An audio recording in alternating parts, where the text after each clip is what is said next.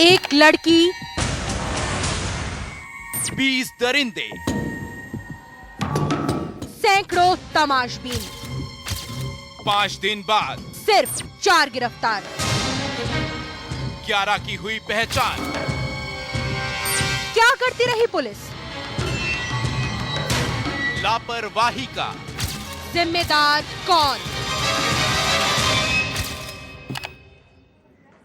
चुप है असम सरकार और डीजीपी वहां के कहते हैं कि पुलिस कोई एटीएम मशीन नहीं, फूक फूक कर कदम रखना चाहती है। और हम लगातार कह रहे हैं कि पुलिस दरअसल स्लो है, धीमी है इन जैसी कार्रवाइयों में जब बात आती है गिरफ्तारी की, क्योंकि 48 घंटे उसके पास पहले भी थे कुछ कर दिखाने के लिए, लेकिन उसने सारे मौके अपने हाथ से जाने दिए। अब जो लोग फरार हुए हैं उनके पास इतना वक्त है कि वो कहीं जाकर छुप गए होंगे।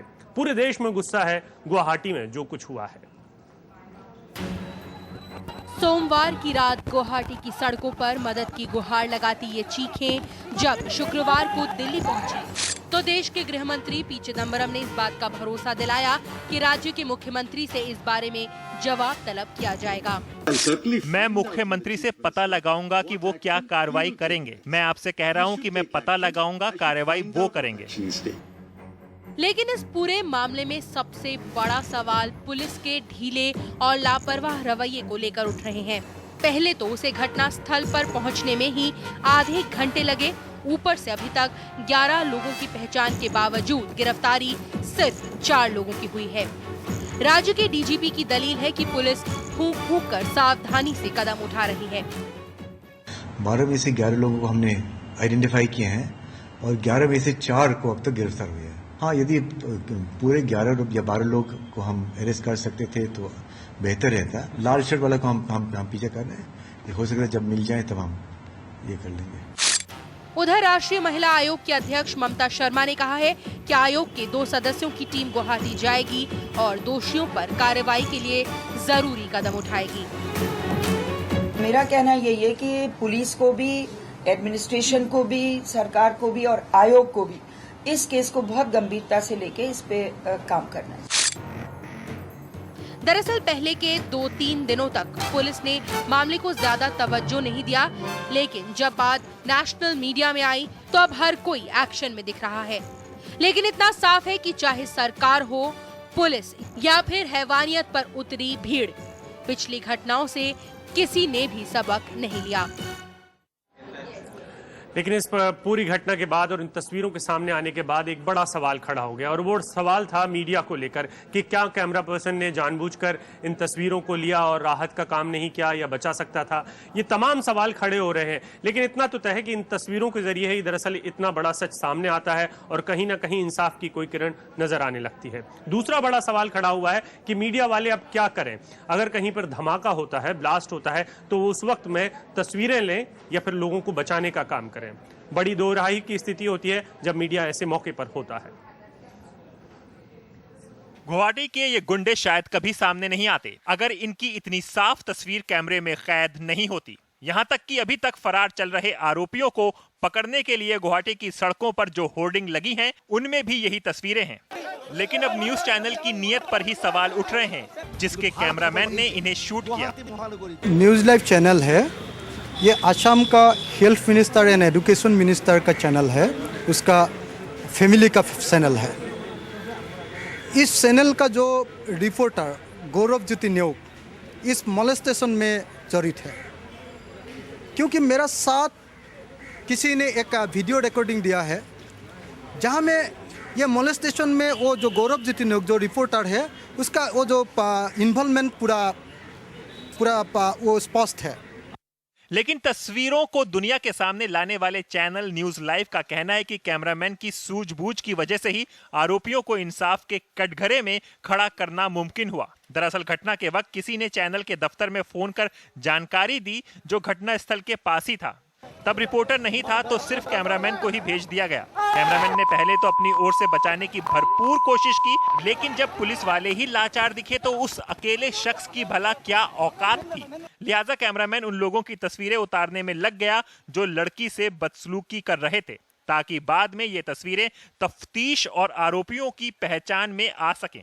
लड़की को वक्त पर मदद नहीं पहुंचाने का अफसोस कैमरामैन को भी है, लेकिन बाद की तमाम कार्रवाई में इन तस्वीरों का ही रोल अहम रहा, इसमें किसी को शक नहीं होना चाहिए। गुवाहाटी से किसले भट्टाचार्य की रिपोर्ट, एनडीटीवी इंडिया।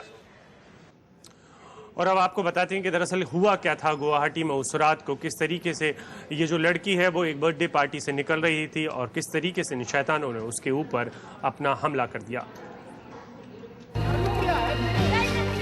ये हैवानियत हैरान करने वाली है।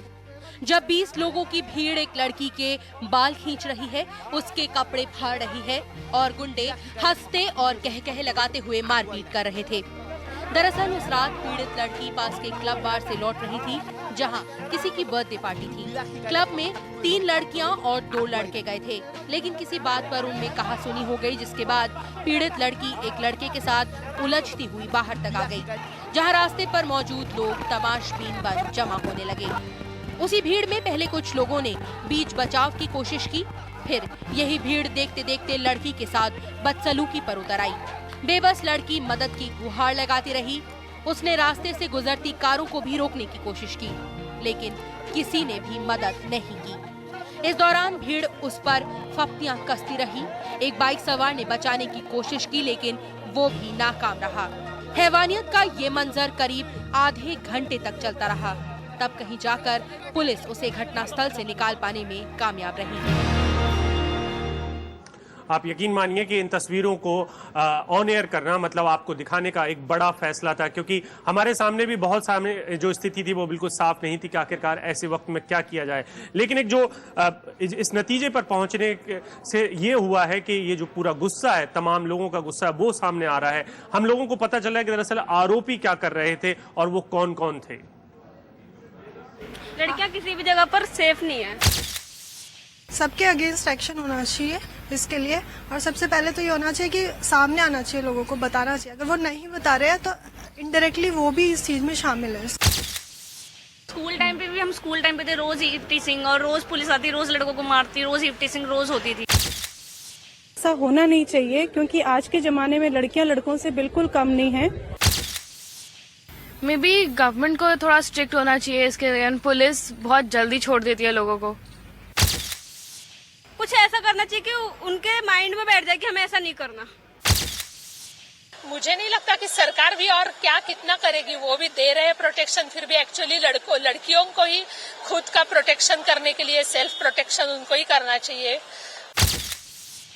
सबके घर में लड़कियां होती है, किसी की बेटी होती है, किसी की बहन होती है, तो ये सब करने से पहले क्या उनके दिमाग में नहीं आता कि अगर यही सब चीज़ें उनके घर की किसी फीमेल कैंडिडेट के साथ में हुई हुई होती, ये सोचकर भी मतलब किस तरह से वो इस तरह का हरकत कर सकते हैं, ये बड़ी शर्मनाक बात है। बहुत ही बुरी बात है कि एविडेंट होने के बाद भी, एक प्रूफ होने के बाद भी अगर लोग अरेस्टेड नहीं होते हैं तो फिर हमारी पुलिस किसी काम की नहीं रही।